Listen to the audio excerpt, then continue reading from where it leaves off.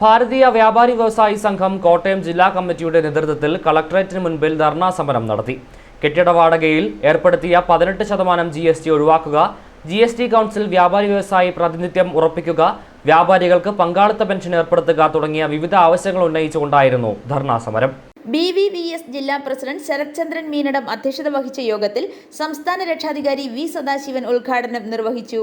സംസ്ഥാന സമിതി അംഗം അഡ്വക്കേറ്റ് വാസവൻ മുഖ്യ പ്രഭാഷണം നടത്തി. അഭിഭാഷക പരിഷത്ത് സംസ്ഥാന general secretary advocate B Ashok, BVVS സംസ്ഥാന ജോയിന്റ് സെക്രട്ടറി ഷീല നായർ, ജില്ലാ general secretary Jayaprakash Thekkedath, vice president MK Shaijulal, ജില്ലാ ട്രഷറർ ബിജു പൊടിക്കളം എന്നിവർ സംസാരിച്ചു.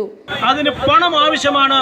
ആ പണം നമ്മുടെ ഗവൺമെന്റ് ഉണ്ടാക്കുന്നത് ഇന്ത്യയിലെ ഭാരതത്തിലെ വ്യാപാര വ്യവസായ മേഖലകളിൽ നിന്നാണെന്നുള്ളതിന് യാതൊരു തർക്കവുമില്ല.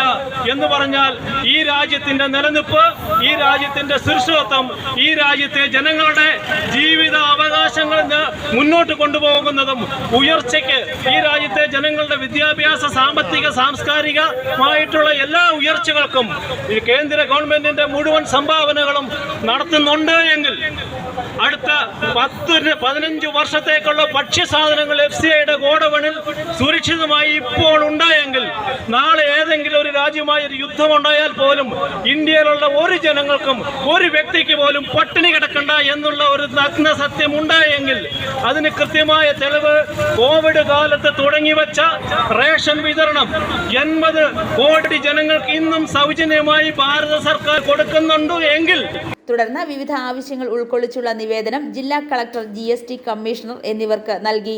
i4U news, Ettumanoor.